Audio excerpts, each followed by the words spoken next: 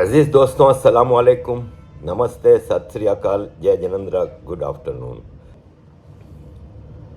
عزیز دوستوں، میں نے پچھلی ویڈیو میں آپ سے ریکویسٹ کی تھی کہ کچھ فائنینشیل مدد ہماری کریں تاکہ ہم اپنی ایکٹیویٹیز کو آگے بہتر طریقے سے بڑھا سکیں، جو کہ میں چاہ رہا ہوں کہ آگے بہت کچھ کیا جا سکتا ہے، لیکن صرف کنسٹرینٹ یہی آتی ہے کہ ہم اکیلے ہیں۔ تو کچھ دوستوں نے مطلب سپورٹ بھیجی ہے یو پی آئی پہ اور پے پال پہ، تو تھینک یو ویری مچ آپ دوستوں کا۔ اور یہ ہے کہ حساب کتاب بہت لمبا چوڑا ہے اور آپ کی سپورٹ کی بہت ہی زیادہ ضرورت ہے، تو جتنا آپ سپورٹ کر سکیں گے اتنا میں بہتر طریقے سے اپنے کام کو کر سکوں گا۔ عزیز دوستوں، کافی ساری خبریں جمع ہو گئی ہیں۔ یہ ایک بھائی صاحب ہیں جاوید اختر، ان کا ای میل آیا ہے: تو میرے ہاتھوں مرے گا، حرامی رو ایجنٹ پاکستان کا غدار، کتے تو میرے ہاتھوں مرے گا، حرامی میں تجھے تیرے گھر آ کے پیٹوں گا سالہ حرامی۔ یہ ای میل ایسی نہ آئیں تو مجھے مزہ نہیں آتا، مجھے لگتا ہے کہ میں شاید میرا کام کمزور ہو گیا ہے۔ ایسے لوگوں کے لیے مطلب ایک ہی جواب ہے کہ گو ٹو ہیل۔ عزیز دوستوں، یہ آپ کی لاڈلی ہیں آرزو کاظمی، فون کر رہی ہیں مسلسل، کیونکہ ان کی فیک نیوز ان کو ایک آدھ بار تو ویو دے دیتی ہیں، لیکن جب پھر ان فیک نیوز کا پول کھلتا ہے تو ان کو غصہ آتا ہے کہ کیوں ہمارا پول کھولا گیا، ہمارا دھندا بند کرایا گیا۔ فیک نیوز پہ بہت سارے لوگ چلتے ہیں اور یہ ویو کمانے کا بہت ذریعہ ہے۔ جیسے کل سے مسعود اظہر کی، جیش محمد کے مسعود اظہر کی خبر پوری وائرل ہو گئی ہے، لیکن اس بار ایک چیز اچھی ہوئی ہے کہ انڈین میڈیا نے اس خبر کو گھاس نہیں ڈالی، اور انڈین میڈیا پہ کوئی ایز سچ اس کے بارے میں کچھ نہیں کہا گیا، لیکن سوشل میڈیا بھرا پڑا ہے کہ مسعود اظہر مارا گیا، اور پاکستان نے جو ٹیررسٹ پالا ہوا ہے قندھار میں جو ہوائی جہاز اغوا ہوا تھا اس کے لیے، اور وہ مارا گیا ہے اور واپس آ رہا تھا بابل پور میں مسجد سے، اور یہ اور وہ، اور ویڈیوز بھی دھماکے کی لگا رہے ہیں۔ اب جہاں تک میں نے سارا پتہ کیا ہے تو ایسی کوئی خبر تو ہے نہیں، اور دھماکے کی بھی کوئی ایسی سچ خبر ہے نہیں کہ بابل پور میں کوئی ایسا دھماکہ ہوا تھا۔ وہ جو ویڈیو لگا رہے ہیں وہ بھی شاید کوئی پرانی ویڈیو اٹھا کے لگائی جا رہی ہے۔ یہ سوشل میڈیا اور یوٹیوب اور اس پہ جو اٹینشن اور ویوز کمانے کے یہ سارے کام ہیں، مجھے افسوس ہوتا ہے کہ کئی ایسے بڑے ٹویٹر اور فیس بک اور یوٹیوبر ہیں جو مسلسل اس طرح کی خبروں کو پھیلا رہے ہیں۔ مسعود اظہر اول تو میرا نہیں خیال کہ مرا ہے، اور مر بھی جائے گا تو پاکستان کیا اس کا اعلان کرے گا؟ پاکستان اس کو زندہ رکھے گا کاغذوں میں۔ مسعود اظہر تو پاکستان نے ایڈمٹ کیا ہے کہ وہ پاکستان میں ہے اور اس کی اکثر ایکٹیویٹیز کی خبریں آتی ہیں، لیکن بہرحال ایک اگر اتنا اسٹریٹجک ایسیٹس مارا جاتا ہے تو یہ بھارت کی بہت بڑی کامیابی ہوگی، پاکستان کی آرمی کی ایک بہت بڑی ناکامی ہوگی۔ تو ایسی خبریں چلتی رہتی ہیں۔ اب جیسے کل ایک کسی نے خبر لگائی کہ میسیو بلاسٹ پاکستان میں، نیک عبد الرؤف اور 3 مارے گئے افغانستان پاکستان بارڈر باجوڑ کے اوپر، اور کئی طالبان افغانستان سے بارڈر کراس کر کے پاکستان میں گھس گئے ہیں، پتہ نہیں کیا ہونے والا ہے۔ بلوچستان میں بھی ایک حد تک سارے گروپ ایکٹیو ہو گئے ہیں۔ یہ سینسیشنلائزیشن آف نیوز ہے، ادروائز ان خبروں میں ابھی تک مجھے کوئی کریڈیبل وہ نظر نہیں آئی۔ جو کریڈیبل نظر آئی ہے وہ یہی ہے کہ مولانا فضل الرحمان کا کنوائے جا رہا تھا پوری سیکیورٹی میں، ایف سی اور پولیس پورا اس کو سیکیورٹی دے رہے تھے، تو ڈیرہ اسماعیل خان میں مولانا فضل الرحمان کا جلوس جو ہے وہ اٹیک ہوا، ان کے اوپر فائرنگیں ہوئیں۔ مولانا صاحب کو تو ظاہر ہے کچھ نہیں ہوا، لیکن یہ ہے کہ ایک ایکسکیوز مل گئی ہے کہ الیکشن پوسٹ پون کرو۔ اب مولانا فضل الرحمان طالبان کا باپ ہے، اسی نے طالبان जो बनाने में फ्रंट पे जो थे 3-4 नाम, पाकिस्तान आर्मी तो थी, लेकिन मौलाना समीउल हक और मौलाना फजलुर रहमान जमात इस्लामी, ये 3 मैन थे जो तालिबान क्रिएशन में टॉप पे थे। इनके ही मदरसों में वो बच्चे पढ़ते थे अफ़गान रेफ्यूजीज़ के, जिनको तालिबान बना के अफ़गानिस्तान में उतारा गया। तो तहरीक तालिबान पाकिस्तान रिलीजियसली भी मौलाना साहब को फॉलो करते हैं। देवबंदी वहाबी एक्सट्रीम लाइन के लोग हैं दोनों। तो फिर समझ नहीं आती कि मौलाना साहब पे ये अटैक क्यों करेंगे। अभी लास्ट वीक ही तालिबान ने रिक्वेस्ट की थी कि मौलाना फजलुर रहमान मेडिएशन कराएं और पाकिस्तान आर्मी और तालिबान के दरमियान एग्रीमेंट कराएं और पीस कराएं वगैरह वगैरह। तो ये अटैक आई डाउट के टीटीपी या किसी ग्रुप का है, ये अटैक आईएसआई का है, जो कि पूरी कोशिश कर रही है कि किसी तरह इलेक्शन पोस्टपोन हो जाएं। और मौलाना साहब ने धड़ल्ले से कहा है कि इलेक्शन कराने का कोई चांस नहीं है, इलेक्शन ख़त्म कराए जाएं, पोस्टपोन कराए जाएं, क्योंकि हम कैंपेन नहीं चला सकते। तो ये बात तो है कि अभी तक इलेक्शन में समझ लें कि 5 हफ्ते रह गए हैं, लेकिन अभी तक कोई कैंपेन ना नवाज़ शरीफ की चल रही है, ना पीपल्स पार्टी की चल रही है। किसी की कोई ग्राउंड पे एक्टिविटी इलेक्शन रिलेटेड नज़र नहीं आ रही। और आईएसआई अभी भी, मैंने आपको बताया था 2-3 दिन पहले की वीडियो में कि इलेक्शन जूं जूं करीब आएंगे आईएसआई इस तरह के अटैक करवाती रहेगी, और कोई एक बड़ा कांड करा के तो इलेक्शन पोस्टपोन कराए जा सकते हैं। तो ये इस टाइप का धमाका जो मौलाना के ऊपर अटैक हुआ है वो तो जेन्युइन है, लेकिन मसूद अज़हर और ये जो अब तालिबान घुस आए हैं और ये सब चीज़ें सेंसेशनलाइजेशन है, नथिंग एल्स। तो इसी पे फिर मैं जब पोल खोली, मैंने दाऊद इब्राहिम वाली ख़बर की, तो आरजू काज़मी साहिबा को बहुत ज़्यादा बैकलैश हुआ और लोगों ने खूब उनको लेटर भेजे होंगे जब भी वो मुझे फ़ोन कर रही थी, वरना कई सालों से हमारा कोई कांटेक्ट है नहीं। तो उन्होंने किस हिसाब में, खैर मैंने उनकी कॉल उठाई नहीं। मुझे ऐसे लोगों से, मैं आईएसआई के स्टूजीज से रब्ता नहीं करता। और वो 100%, मैंने पहले भी कहा था, जब 2.5 साल पहले मैंने उनके ऊपर वीडियो बनाई थी तो मरहूम तारिक फत्ता भी नाराज़ हुए थे और आप में से भी बहुत सारे नाराज़ हुए थे। लेकिन यह है कि वक्त साबित करता है कि ये सब व्यूज़ का खेल है। $1 300 रुपये का है, $1000 के 3 लाख रुपए होते हैं और $10,000 के 30 लाख होते हैं। तब आप खुद अंदाज़ा लगा लें कि रोज़ के मुर्गे ढूंढ के ये लाती हैं इंटरव्यू के लिए। साजिद तारड़ मिला हुआ है, इश्तियाक अहमद मिला हुआ है, इस तरह 3-4 हैं। इनकी अपनी कोई ना स्टडी है ना कुछ है, तो उस पर वो मुझसे नाराज़ होने के बजाय अपने गिरेबान में झांकें। और मैंने आपका फ़ोन नहीं उठाना, आरजू साहिबा। अजीज़ दोस्तों, इंदौर में हूँ अभी तक और महाकाल के दर्शन के लिए काफ़ी अड़चनें आ रही हैं। अभी ये कल की वीडियो है उज्जैन की, और दर्शन के लिए इतनी लंबी लाइनें लगी हुई हैं, इतना ज़्यादा लोग हैं और कोशिश हो रही है। एक और चीज़ हो गई है कि कोई आंदोलन शुरू हो गया है पेट्रोल को लेके और चीज़ें, तो काफ़ी मुश्किलात आ रही हैं। लेकिन ज़ाहिर है मुझे, मेरा मध्य प्रदेश आने का मकसद महाकाल का दर्शन था, तो वो पूरी कोशिश हो रही है कि हम उसको कर लें। यहाँ पे भी मेरी एक बहन है इंदौर में, मीनाक्षी जी। कल उन्होंने एक ज़बरदस्त दावत रखी थी मेरी, और वो और उनके पति ने मेरा बड़ा मान सम्मान के साथ स्वागत किया। और one of the best food I have eaten. मतलब इतनी सारी चीज़ें थीं कि जैसे कोई 15 आदमी दावत में आए, तो मैं अकेला था, लेकिन इतना खाया। आपको पता है, आप कहोगे पता नहीं, ये भूखा नंगा पाकिस्तानी भी आटे की लाइन में खड़े रहते हैं, ये भी खाने के चक्कर में ही रहता है। तो है भाई, एक ही शौक है, ना दारू पीते हैं ना पार्टियां करते हैं। यहाँ न्यू ईयर पे हमारे दोस्त के रिज़ॉर्ट में इतनी बड़ी पार्टी थी, उनका अपना रिज़ॉर्ट है, और मुझे बहुत कहा कि आप आइए, लेकिन मैंने उनको यही कहा कि भाई साहब, अब 60 साल का बुढ़ा आपके साथ आके उधर क्या पार्टियां मनाएगा, और मुझे इन चीज़ों का शौक़ भी नहीं है। तो ना मैं दारू पीता हूँ, ना मैं पार्टियां करता हूँ, ना मैं कोई क्लबिंग करता हूँ, कोई सिवाय एक सिगरेट के मेरी कोई आदत नहीं, और एक खाना पीना। तो बहुत अच्छा रहा मेरी इस बहन के घर भी। तो अजीज़ दोस्तों, आगे बढ़ते हैं।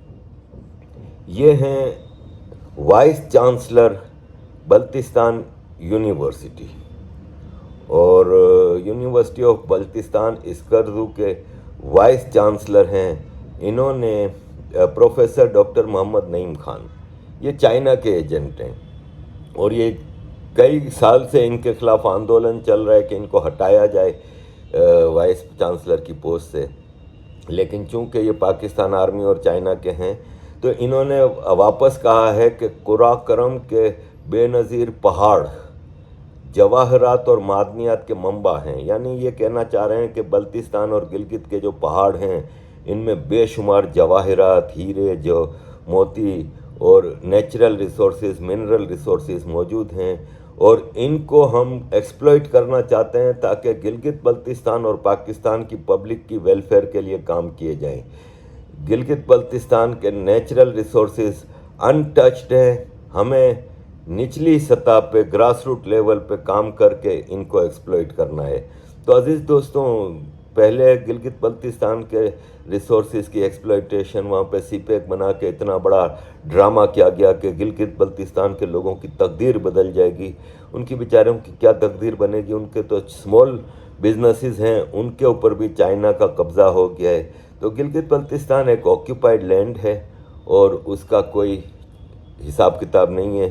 اس کا فائدہ چاہے بلتستان ہو، گلگت ہو، پی او کے ہو، بلوچستان ہو، سندھ ہو، کے پی کے ہو، یہ بھرپور نیچرل ریسورسز کی جگہیں ہیں، اور ان کا ایکسپلوئٹیشن صرف پنجابیوں کو اور چائنیزوں کو فائدہ ہوتا ہے، عام پاکستانیوں کو اس کا کوئی فائدہ نہیں ہے۔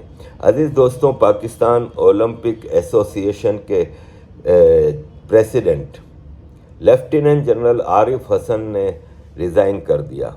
یہ لیفٹیننٹ جنرل کرنل، یہ پورے ہر ایسوسی ایشن پہ قبضہ کر کے بیٹھے ہیں۔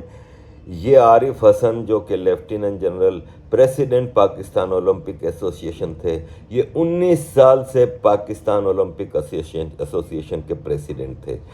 پاکستان کا اسپیس پروگرام سپارکو کیوں ترقی نہیں کر رہا؟ اس لیے کہ اس پہ بھی جنرل بیٹھے ہوئے ہیں، اور لگاتار اس پہ جنرل ہی ہوتے ہیں۔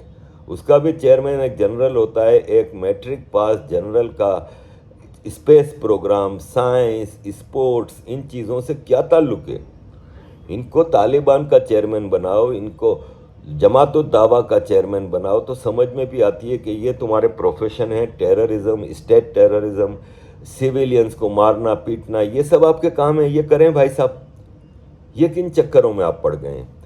عزیز دوستوں، ایک میجر خبر ہے، لیکن پہلے ذرا یہ آپ کو دکھا دوں کہ یہ پاکستان کے ایک سیویلین پروگرام کا مطلب ایک پروگرام، سیویلین پروگرام تھا، اس میں پرائم منسٹر انور کاکڑ چیئرمین تھے، لیکن ساتھ میں آرمی چیف عاصم منیر بیٹھے ہیں۔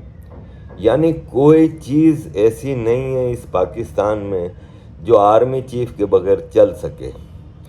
عزیز دوستوں، بریکنگ خبر یہ ہے کہ یہ پرانی بھی خبر ہے، لیکن واپس یہ سرکولیٹ کر رہی ہے۔ عاصم منیر کے امریکہ کے دورے کے بعد یہ کافی سرکولیٹ کر رہی ہے۔ کریڈیبل رپورٹ ہے کہ اگست 2023 میں پاکستان آرمی چیف اور عربین گلف کے ایک امیر لیڈر کے درمیان ایک میٹنگ ہوئی تھی، جس میں پاکستان آرمی چیف نے $3.5 بلین کے بدلے پاکستان کے نیوکلیئر ویپنز بیچنے کا سوچا تھا۔ 2 ایٹم بم $3.5 بلین کے بدلے میں بیچنے کی بات چیت ہوئی تھی، اور یہ D G Khan enrichment facilities explosion story جو ہوئی تھی، وہ آپ کو یاد ہوگا کہ آج سے کچھ مہینوں پہلے اچانک ایک بریکنگ نیوز آئی تھی کہ پاکستان کی نیوکلیئر فیسلٹیز جو ڈیرہ غازی خان میں ہیں، وہاں پہ ایک دھماکہ ہوا ہے اور نیوکلیئر پلانٹ تباہ ہو گیا ہے۔ وہ خبر جنگل کی آگ کی طرح پھیل گئی تھی، لیکن پھر آدھے گھنٹے میں ہی وہ خبر دبا دی گئی۔ اس کے پیچھے یہ کارن تھا کہ پورا علاقہ کارڈن آف کر دیا گیا، اور عام جو ریسیڈنٹس تھے ان کو بھی وہاں سے نکال دیا گیا، تو پتہ ہی نہیں چلا کہ وہاں پہ کیا ہوا۔ اور میڈیا، سوشل میڈیا پہ اتنا زبردست کریک ڈاؤن کر کے یہ خبر دبا دی گئی تھی۔ اور وہ ایسی خبریں جب دبا دی جاتی ہیں نا، تو اس کے پیچھے کوئی نہ کوئی چیز نظر آتی ہے۔ پاکستان کے نیوکلیئر ویپن ہے نا، وہ انٹرنیشنل کمیونٹی خاص طور پہ ویسٹ کے لیے بہت کنسرن کی بات ہے، اور اس کے لیے پہلے بھی جب مشرف کے پیریڈ میں پول کھلی تھی کہ لیبیا، نارتھ کوریا اور ایران کو یہ بیچے گئے تھے، تو نارتھ کوریا نے تو زبردست ایٹم بم بنا لیے، میزائل پروگرام ان کا اتنا ٹاپ کا تھا، جو کہ پاکستان کا میزائل پروگرام بھی نارتھ کوریا نے ہی پاکستان کو اس کی ٹیکنالوجی سپلائی کی تھی اگینسٹ نیوکلیئر ٹیکنالوجی۔ تو اس لیے نارتھ کوریا نے تو بنا لیا، اس کا وہ کچھ بگاڑ بھی نہیں سکے، اور نارتھ کوریا تو بالکل وہ ہاتھ سے بھی میزائل پھینکیں تو امریکہ میں جا کے گرتا ہے، اتنا قریب ہے۔ جبکہ ایران کا بھی تقریباً نیوکلیئر پروگرام تیار ہے، اس کے پیچھے بھی پاکستان آرمی نے، جو اپنی ماں بیچنے میں مشہور ہیں، انہوں نے یہ سارا پروگرام بیچا تھا۔ لیبیا چونکہ بہت زیادہ اسرائیل کے قریب تھا، اور لیبیا میں انہوں نے تباہی کر دی تھی۔ اب ایران کا معاملہ ہے، اور اب پاکستان کے ابھی عاصم منیر کے امریکہ کے ٹرپ میں سارا زور اسی بات پہ تھا کہ آپ اپنے نیوکلیئر بم کو کنٹرول میں دیں ہمارے انٹرنیشنل اتھارٹیز کے، کیونکہ آپ ایک کیئرلیس آدمی ہیں، اور آپ کے نیوکلیئر بم دو خطرے ہیں۔ ایک تو یہ کہ آپ کا کوئی جنرل یا آپ خود اتنے فائنینشیل کرائسس میں ہیں کہ آپ کسی کو بھی بیچ سکتے ہیں، اور جیسے سعودی عرب بہت کوشش کر رہا ہے، لیکن سعودی عرب کا کہنا یہی ہے کہ ہمارا پیسفل انریچمنٹ کا پلان ہے، تو ایران نے بھی یہی کہا تھا کہ ہمارا پیسفل انریچمنٹ کا پلان ہے، لیکن ایران اب تقریباً 60% یورینیم انریچمنٹ کر چکا ہے، اور 60% کا مطلب ہے کہ 3 atom bomb any time Iran fire کر سکتا ہے، تیاری کے لاسٹ اسٹیج پہ آ گئے ہیں۔ تو یہی چیز انٹرنیشنل اتھارٹیز خاص طور پہ امریکہ کو خطرہ ہے کہ ترکی کو بیچ سکتا ہے، سعودیہ کو بیچ سکتا ہے، کسی بھی اسٹیٹ کو بیچ سکتا ہے پاکستان۔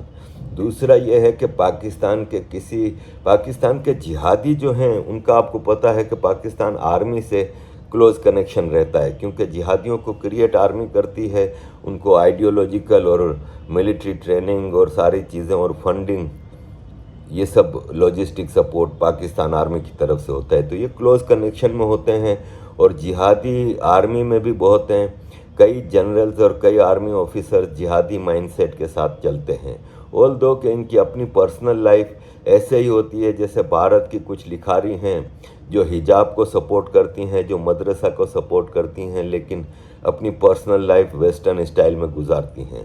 یہ ہپوکریٹک ایک کمیونل لیڈرز کا، کمیونل لکھاریوں کا ساؤتھ ایشیا میں سسٹم چلتا ہے۔ ایسے ہی پاکستان آرمی ساری ویسٹ میں اپنی انویسٹمنٹ کرتی ہے، ان کے بچے ویسٹرن لائف اسٹائل اپناتے ہیں، ایون مولویوں کا بھی میں نے دیکھا ہے کہ امریکہ، یورپ میں ان کے بچے پڑھتے ہیں، ویسٹرن لائف کو پسند کرتے ہیں، عام آدمی کے لیے مدرسہ اور یہ۔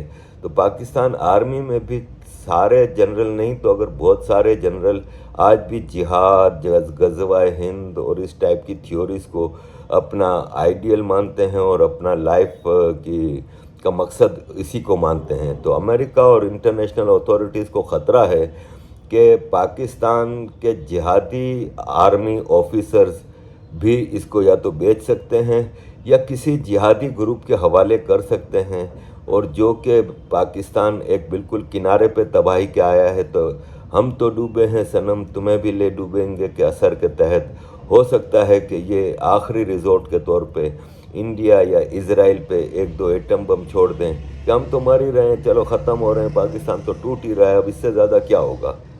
تو ایسا کوئی اسٹیج آئے، اس کے لیے یہ کوشش کر رہے ہیں کہ پاکستان کو خریدا جائے۔ یعنی اس وقت پاکستان کی جو اکنامک ڈیفالٹ کی طرف تیزی سے جاتی صورتحال ہے، اور 2024 ایسا لگ رہا ہے کہ پاکستان کا کم از کم ٹوٹے گا نہیں بھی تو اکنامک ڈیفالٹ نظر آتا ہے۔ اور چونکہ 2024 بھارت کے الیکشن بھی کے حوالے سے بھی بہت وائٹل ہے، تو یہ بھی ایک پاسبلٹی ہے کہ پی او کے گلگت بلتستان کا کوئی سولوشن ہو جاتا ہے، تو ایسے میں پاکستان پھر آخری ریزورٹ کے طور پہ اپنے ایٹمک بم کو یوز کر سکتا ہے، یا پھر اکانومی بچانے کے لیے کوئی اتنے بڑے بڑے امیر ملک پڑے ہیں، کوئی بھی $20-30 بلین دے کے پاکستان کی اکانومی کو सहारा दे सकता है और इस तरह पाकिस्तान इकोनॉमिक उससे निकल जाएगा। 2-4 बम बेचने से क्या चला जाता है, या टेक्नोलॉजी बेचने से क्या चला जाता है। तो इस सूरत हाल पे इंटरनेशनल अथॉरिटीज़ पाकिस्तान के न्यूक्लियर बम के हवाले से बहुत ज़्यादा परेशान हैं, और लेट्स सी कि इस सिचुएशन का क्या रिज़ल्ट निकलता है। तो अज़ीज़ दोस्तों, ये आज के हवाले से मेरी कुछ चीज़ें थीं जो आपके सामने रखी हैं। मैं आखिर में ये आपके सामने रखूँगा कि फ़ारूक अब्दुल्ला साहब ने कहा है कि कश्मीर गज़ा और फ़लस्तीन बन सकता है अगर पाकिस्तान और इंडिया ने इस पे नेगोशिएशंस ना किया और इंडिया ने पाकिस्तान से नेगोशिएशंस ना किया। तो मैं सिर्फ इतना कहूँगा कि जब 1948 में महाराजा हरी सिंह और शेख अब्दुल्ला दिल्ली आए थे और जवाहरलाल नेहरू साहब जो कि भारत के प्राइम मिनिस्टर थे, उनके आगे हाथ पांव जोड़ के कहा कि हमें बचाओ इन कबाइलियों से, तो नेहरू साहब ने उस वक्त उनको यही कहा था कि हम भारत की पॉलिसी रही है कि हम कभी भी आउट ऑफ भारत के मामलात में नहीं पड़ते, और हम सिर्फ अपनी लैंड, अपना भारत के डिफेंस करने के लिए हमारी आर्मी है, और आप अभी तक एक्सेशन ट्रीटी साइन नहीं की, तो आपके साथ हमारा कोई कनेक्शन इस हिसाब से बन नहीं सकता।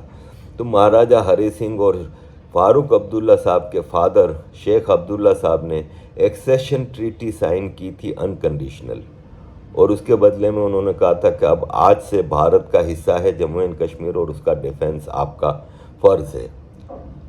तो फिर आज फ़ारूक अब्दुल्ला क्यों कह रहे हैं कि पाकिस्तान एक टेररिस्ट स्टेट, एक इन्वेडर जिसने कश्मीरियों का जेनोसाइड किया 1948 में, और कश्मीर की बहू बेटियों को रावलपिंडी के और पेशावर के बाज़ारों में बेचा गया, आज उनसे नेगोशिएशंस की बात क्यों कर रहे हैं, जिस पाकिस्तान ने 1989 से लेके 15-20 साल तक लगातार कश्मीर में जेनोसाइड किया, हिंदुओं का भी किया और मुसलमानों का भी किया, जो इनके जिहादियों के एजेंडे पे नहीं आ रहे थे। तो पाकिस्तान से कश्मीर का नेगोशिएशन सिर्फ एक सूरत में होता है कि आप कब पीओके और गिलगित बल्तिस्तान खाली करेंगे, बाकी कोई नेगोशिएशंस का हिसाब किताब है नहीं। पाकिस्तान बड़ा शोर मचा रहा है कल से कि हुर्रियत पार्टी को भारत ने बैन कर दिया है। तो ये भारत का इंटरनल मसला है, और किसी भी ऐसे पार्टी जो कि पॉलिटिकल कवर अप लेके टेररिज्म करती है या एंटी स्टेट एक्टिविटीज़ करती है, तो उनका बैन करना बिल्कुल बनता है। पाकिस्तान में पाकिस्तान आर्मी ने बलोचिस्तान की genuine organisations, Bloch liberation army, Bloch freedom fighter, ये सब इन्होंने बैन नहीं किए हुए, तो फिर किस हिसाब में पाकिस्तान कश्मीर के हवाले से ये बातें कर रहा है। तो अजीज़ दोस्तों, thank you very much for all your support, kindly keep supporting.